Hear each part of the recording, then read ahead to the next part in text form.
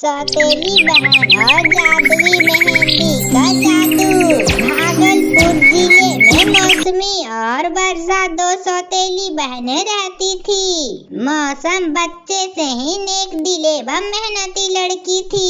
वहीं वर्षा दिखने में तो ठीक थी, लेकिन उसकी आदतें बिल्कुल ठीक नहीं थी। वर्षा कभी भी मौसम के कामों में हाथ नहीं बटाती थी। वर्षा का काम 2-4 लड़कों के साथ घूमना एवं शॉपिंग करना था। वही मौसम एक छोटा सा पार्लर चलाती थी, जिसमें कि वो दूसरे की मेकअप करके घर का गुजारा बसारा करती थी। कुछ दिनों बाद उन दोनों की भी माँ गुजर जाती है। ऐसे ही दिन बीत रहे थे। एक दिन वर्षा मौसम से कहती है, ए लड़की, मुझे शॉपिंग के लिए 5000 रुपए चाहिए, दे देना आज शाम मुझे।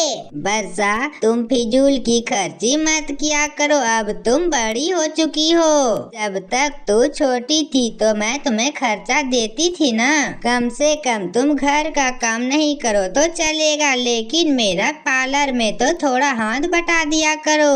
मैंने तुम्हें पैसे देने के लिए कहा है, ज्ञान देने के लिए नहीं। और वैसे भी मेरे पास बहुत सारा ज्ञान है, अपना ज्ञान आप बंद ही रखें। और मेरे पास तुम्हारे इन फालतू कामों के लिए टाइम नहीं है। और जल्दी से अब तुम अभी ही मुझे पैसे दो। मौसम उसे छोटी बहन होने के नाते पैसे दे देती है। ऐसे ही कुछ दिन और बीत जाता है। मौसम दिन भर मेहनत करके पैसे कमाती, लेकिन वर्षा उन पैसों को पानी की तरह बहा दिया करती थी। एक दिन वर्षा फिर से मौसम से पैसे मांगती है। मौसम, मुझे अभी अभी 10,000 की जरूरत है, मैं नहा कर आती हूँ, तब तक तुम पैसे रेडी रखो। वर्षा, अब मेरे पास इतने पैसे नहीं हैं, जो भी बचा था पैसे वो तो तुम खर्च ही कर दी। क्या पैसे नहीं है तुम्हारे पास? क्यों नहीं है पैसे, जल्दी बताओ। मैं कोई तुमसे भीख नहीं मांग रही हूँ, मैं तुमसे अपनी हिस्सा मांग रही हूँ। कैसी बातें कर रहे हो बहन, मैंने तुम्हें कभी किसी चीजों के लिए मना किया है? आज मेरे पास पैसे नहीं है तो नहीं है। अभी मेरे पास सच में पैसे नहीं है, जो बचे थे वो तो मैं पार्लर रिपेयरिंग में लगा दी।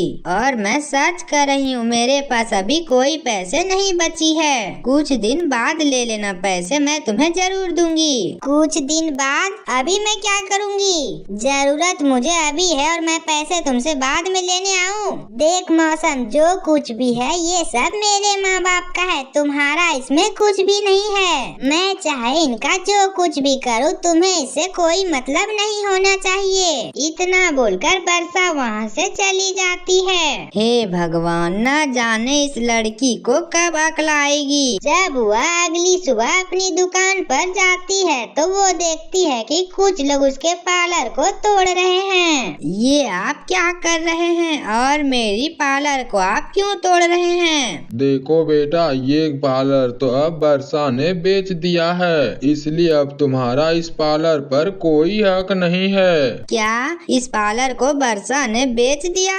मेरा पार्लर बेच दिया? मौसम गुस्से में घर में आकर देखती है तो वर्षा पैसे से भरे बैग के पास बैठी हुई है और वो खुशी से नाचते हुए बोल रही है, तुमने मुझे पैसे के लिए रोका था ना, अब मैं तुझे पैसे के लिए तड़पा न दूं तो मेरा भी नाम वर्षा नहीं। और देखती हूँ तुम पैसे कहाँ से कमाती हो। ये क्या क्या वर्षा तुमने, ये पार्लर मैंने बहुत मेहनत से बनाया था और ये कमाने का मेरा एकमात्र जरिया था, और तुमने उसे एक बार में ही बेच दिया। अरे तुम कम से कम एक बार मुझसे पूछ तो लेती।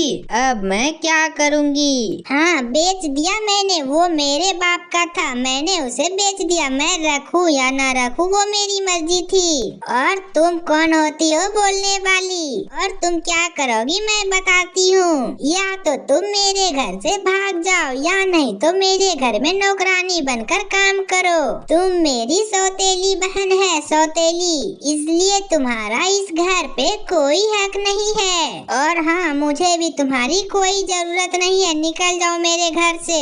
मौसम वर्षा की बात सुनकर बहुत ज्यादा दुखी हो जाती है और वो रोते रोते एक नदी के किनारे जाकर बैठ जाती है। तभी उधर से एक बूढ़ी औरत जा रही होती है और वो मौसम से यूं उदास देखकर उससे कहती है, क्या हुआ बेटा, तुम इस जंगल में अकेली क्यों बैठी हो?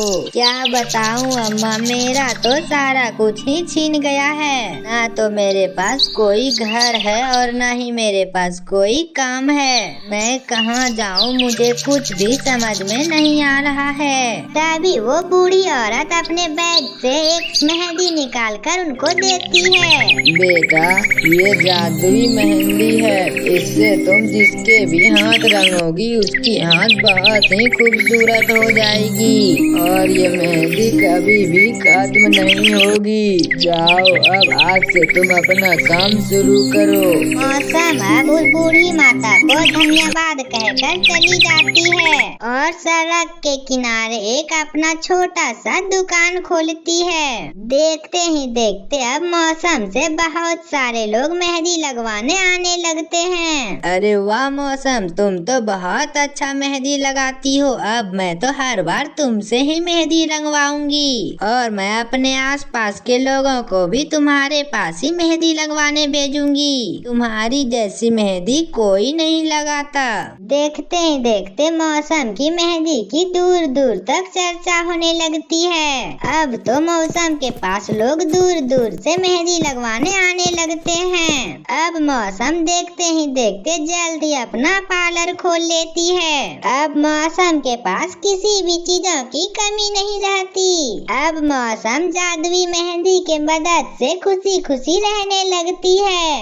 अब इधर वर्षा के सारे पैसे खत्म हो चुके थे। जब उसे मौसम के बारे में पता चलता है तो वो कहती है, आखिर इस मौसम के बच्चे के पास इतना पैसा कहाँ से आ गया, जिससे कि वो अपना पार्लर भी खोल ली और इतना बड़ा घर भी बना लिया। कहीं उसके पास उसके हाथ कोई खजाना तो नहीं लग गया, पता तो लगाना पड़ेगा। इसके बाद वर्षा मौसम के पास जाती है। मौसम, मुझे माफ कर दो बहन, मुझसे बहुत बड़ी गलती हो गई। मेरा भी उस घर में तुम्हारे बिना अकेला मन नहीं लगता है। अब मैं तुम्हारे साथ रहना चाहती हूँ और मैं तुम्हारे साथ रह के तुम्हारे साथ काम करना चाहती हूँ। तुम मुझे अपने साथ रहने दो बहन। वर्षा, तुम मेरी बहन हो। अगर तुम्हें गलती का एहसास हो गया है तो ये बहुत अच्छी बात है और अब हम दोनों मिलकर मेहनत करेंगे और खुशी से एक साथ रहेंगे। वो सब तो ठीक है मौसम, पर तू ये बता, ये सब किया कैसे?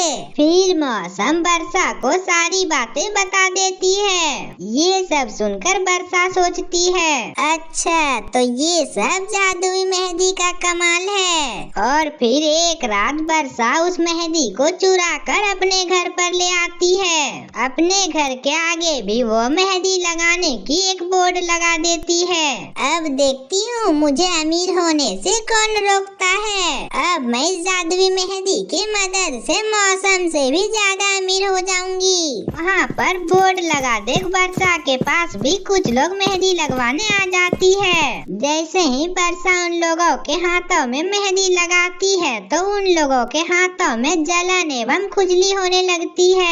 ओहो नास मीठे, ये क्या कर दिया तुमने? क्या लगाया तुमने जो मेरे हाथों पैरों में जलन होने लगी? जल्दी बता वरना मैं तुम्हारी गले दबा दूंगी। हाँ हाँ जल्दी बताओ, मेरे भी हाथों में खुजली हो रही है, जल्दी बताओ वरना मैं तुम्हारी गले दबा दूंगी। और सभी औरतें मिलकर उसकी जमकर पिटाई कर देती है। वर्षा वहाँ से किसी तरह जान बचाकर भागते हुए मौसम के पास जाती है। मौसम, मेरी बहन बहन, प्लीज मुझे बचा ले मेरी बहन। आज तो पूरे गांव वाले मेरे पीछे हाथ धोकर पड़ गए हैं, कोई भी मुझे जिंदा नहीं छोड़ेगा। क्या हुआ वर्षा, आखिर तुम इतनी घबराई हुई क्यों हो? इसके बाद वर्षा मौसम को सारी बातें बता देती है।